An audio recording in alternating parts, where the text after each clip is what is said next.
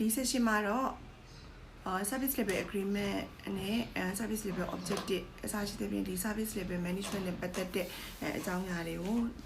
အသေးစိတ်ပြပြသွားမှာဖြစ်ပါတယ်။အဲဒါ service level agreement SLA လို့ပြောလိုက်တယ်ဆိုလို့ရှိရင်in-house ကပဲဖြစ်ဖြစ် MS vendor ဘက်ကပဲဖြစ်ဖြစ်သူတို့ရဲ့ service တွေ improvement ရှိဖို့ရအတွက်ရယ်တောက်လျှောက် continuous monitoring ဖြစ်နိုင်ဖို့အတွက်ရယ်ကျမတို့ကဒီ agreement တွေကိုထားကြရတယ်ပေါ့နော်အဲဒါ SLA ကိုဘယ်နေရာမှာတွေ့နိုင်တယ်လဲဘယ်နေရာမှာစစ်နိုင်တယ်လဲပေါ့နော်ဒါ junior တွေအတွက်ရှင်းပြတာဖြစ်ပါတယ်senior သမားတွေဆိုရင်တော့ဒါတွေကနားလည်ပြီးသားဖြစ်မှာပါပုံမှန်ဖြင့်ကျမတို့ဆိုမှဆို contract တွေရှိရပေါ့နော်contract တွေထဲမှာဆိုလို့ရှိရင်သူတို့ section 1 2 3တွေရှိလိမ့်မယ်ပေါ့နော်အဲကြတော့ SLA ဒီနောက်ဆုံး section မှာတွားပြီးတော့ကြည့်ကြည့်လိုက်ပေါ့နော် service level agreement ဆိုတဲ့ section တစ်ခုပါလိမ့်မယ်ပုံမှန်အပြင်ဆိုရင်တော့ကျမရဲ့ဒီလုပ်တဲ့အရာဆိုလို့ရှိရင်တော့ section 1ဒီသူ့ရဲ့ terms and condition တွေပါမယ်ပေါ့နော် section 2မှာဆိုလို့ရှိရင်work order scope for work ပေါ့နော် SOW ပါမယ်ပေါ့နော်ဒီဘက်ကနေ deliver လုပ်မဲ့ scope တွေထဲမှာဘာတွေပါမလဲပေါ့နော်အဲ့လိုမျိုး scope for work SOW တွေပါမယ်နောက် section 3လောက်မှာဆိုလို့ရှိရင်ကျတော့အခုတော့ SLA တွေပါလာမယ်ပေါ့နော်ပါလာမယ်ဆိုလို့ရှိရင်အဲ့မှာတွားပြီးတော့အဲ့ contract ထဲမှာတွားပြီးကြည့်လိုက်တယ်ဆိုလို့ရှိရင်ဘာလို့သဘောပေါက်အောင်လဲဆိုရင် SLA ဆိုတာဒီ one of the contractual obligations ပဲဒီ contract ကိုထုတ်လိုက်တဲ့တစ်ဖက်ကလူရဲ့ service provider ရဲ့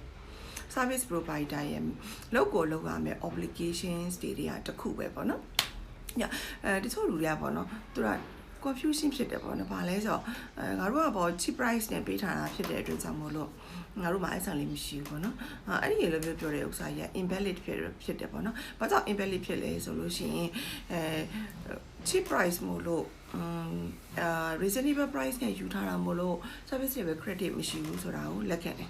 ။ service level credit မရှိဘူးဆိုတဲ့သဘော objective ထားမထားဘူးပေါ့နော်။အဲ့ဒါနီးစက်ဆုံးနားလည်အောင်ပေါ့ junior လေးတွေနီးစက်ဆုံးအလွယ်ကူဆုံးနားလည်အောင်ဘာဥပမာပေးရမလဲဆိုလို့ရှိရင်ဟိုမှာ incident management ပေါ့နော် incident တစ်ခုဖြစ်တယ်ပေါ့ incident တစ်ခုဖြစ်တယ် critical system တစ်ခု service တစ်ခု down သွားတယ်ပေါ့ဟိုမှာထားလိုက်ပါတော့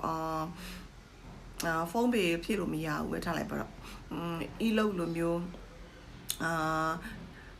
ဒီဟို pay တစ်ခုကနေပြီးတော့ပေါ့နော်ဒီဖုန်း pay တစ်ခုဝယ်ထားလိုက်ပါဝယ်လိုက်တယ်ဆိုဖြစ်လို့မရဘူးဆိုလို့ရှိရင်ဒါဒီ incident ဖြစ်တယ်အဲ့ဒီ incident ဖြစ်တယ်ဆိုလို့ရှိရင် revenue ကိုတစ်ဖက်က customer ရဲ့ revenue ကိုတွားပြီးထိတာဖြစ်တဲ့အတွက်သူ့ကို service level တခု ratio တခုထားရတယ်ပေါ့နော်ဟိုမှာဒါဒီ major critical incident တခုဖြစ်တယ်သူ့ကို15မိနစ်အတွင်းထဲမှာ resolve လုပ်ရမယ်အစရှိတဲ့ဖြစ်ပေါ့နော်အဲ့ဒါဒီ SLA ပဲ service level agreement ပဲပေါ့နော်အဲ့15မိနစ်အတွင်းထဲမှာမမိခဲ့ဘူးဆိုရင်ဘယ်လောက် percentage မိရမလဲဆိုတာကကြတော့ SLA